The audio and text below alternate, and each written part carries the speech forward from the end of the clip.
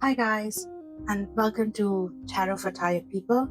When you're building an oracle collection for a personal practice, your criteria will be very different from a professional reader. You're choosing for you, not for clients, but that doesn't mean you only need one deck. Your life has many different moments and rhythms, and your decks can support all of them. Today, I'll walk you through how I choose my personal oracle decks and the different roles they play. So the first way I choose a deck is, does it speak to me? If this was my only oracle deck, would it be, everything that I wanted and, enough? For example, the Oracle of the Orient Sun, the Oracle of the Radiant Sun, sorry. When I bought this, it was point one, like I connected with it immediately and it worked with almost all decks I had. And even though it has a lot more details like astrologically, etc., just by keywords, it was just enough. And it had this blunt energy about it, so I could use it all the time, which I really liked. And that is one of those moments when a deck connects with you immediately. Then I have something like the Chicoli Oracle that I bought because it was famous, but I did not connect with it. And that's when I learned that I'm not the kind who's going to keep digging into the guidebook. And I tried to really bond with this, but I realized and learned that I need a keyword that's important to me. So I've seen some beautiful Oracle decks that don't have a keyword and it just doesn't work for me. That's when I realized that I need a deal breaker. That not having a keyword is a deal breaker for me. And then decks like this, which has a keyword, but just didn't bond with me. Like I bought it, it's quite famous. It's the Le Vampire deck.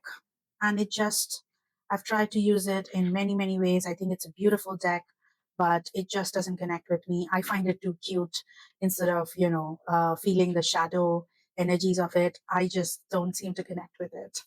And decks like this, which have the keyword but did not bond with me immediately and took their own time. Like I finally found a place in my practice for a deck like Woodland Wardens, and now I love it. But it took a while. It took like a good month for me to be able to connect with this deck, and that can happen too. So there might be some decks like I have the Le Vampire that just wouldn't connect no matter how much you try, and that's okay. But it's really important to see it from the eyes of, if this was my only oracle deck, would it have a place in my practice? The next lens through which I choose or pick an oracle deck is if it's conceptual, if it has questions, or if it can help me understand my journal entries better. So these are the three that I could give you an example as almost like friends of my journaling practice. As an Indian and as a practicing Hindu, this particular deck really connects with me, and it is very conceptual. Like it has Kali's awakening, which is very different as a concept from Kali's anger. So when I look at this, I go into the guidebook, I look at what the myth is, and more or less we know the myths, but sometimes you have to go in, like I don't know which part of Krishna's assistance. And I think about what that means in my life, and I could do a journal entry around it. So this is the pre-journaling sort of deck that is very conceptual, and I would journal around the concept, which here every card is a myth from Hinduism, and it really helps me bond with my culture and sort of incorporate it into my journaling entries. It could also be a a question prompt, let's say, like for example, this particular one that is phases and forests. Are you able to see it? Yeah. So this one it has a question in every card, like beginnings, where are you? So if I don't have a journal entry, I'm thinking of something that I want to write about, this is a great starting point. So you could draw a card and you could write around what the question is and what it makes you feel. So this is another way of journaling and using oracle cards for it, where it's not conceptual as much as there's a direct question that you're answering in your journal entry. It's a really beautiful oracle. I keep using it in many, many ways. So a lot of these Oracle decks will overlap in their using, but this is one lens in which I would look at, like, would it be something that would help me in my journaling? For example, I've spoken about the Lantern Oracle. It's one of my most favorite Oracle decks, and I've done a full walkthrough of this. And this one I draw when I'm doing an emotional dump of a journaling entry, and then I pull a card to sort of almost clarify the journal entry and add to it. And I really like that because it has always magically worked. Like something I'm writing about and I've done an emotional dump and I pull this card and it just adds a new layer to it. And that's something that I really like about this Oracle deck. It's just a beautiful Oracle deck, really, and it can be used again in many, many ways. The next way I choose a deck is if it fits into my altar. So I have a little tarot altar, which is not really my Hindu mandir that we always have in our house. But in that, I have one card of the day that anchors my day. So for that, I choose cards like this. And I choose decks like this is the Seasons of the Witch in Imbolc Oracle. And it kind of adds a little advice for the day and something that anchors my day. This is the first thing I do when I'm making my morning coffee and the first pull of the day, let's say, before I get into any daily spread or anything like that. So in this particular case, like here, I've spoken about the Creative Consciousness deck before, I think, because I really like this deck. The guidebook even has like journaling entry prompts. So you could use, oh, the whole thing was turned. So you could use, any of these decks in different ways, but I use this in the month of June and I have one deck for that month in which I'm pulling one card every day from that deck. And that way I also get to bond with the deck and I'm not doing any activity around it. I'm just pulling, thinking about it, reflecting on it and leaving it on that altar. And sort of every time I'm passing by, I see it and it kind of anchors my entire day, right? It could also be something like this, the Work Your Light Oracle by Rebecca Campbell. So like you see here, it also has a question. So this could work as a question deck for journaling and it could work as an altar. Like I don't get some of these star CD stuff and that's okay. Then I'll pull another card and I'll get Dance with Life, which is great, And it really, really helps because it really brings that energy into the day for that day, which is nice to start the day with. That's a day 5 times in 5 seconds. Amazing. Anyway, so this is my altar it's my deck of the month for my altar. This is another lens through which I choose my Oracle decks. Like, would it work as the deck of the month for my altar? Then great. So the next lens through which I choose an Oracle deck is, does it fit into my big picture readings, my archetypal readings, the ones I do on full moon or when I think I need a really big picture towards where my life is going, what energies are available, how am I transforming, etc., etc.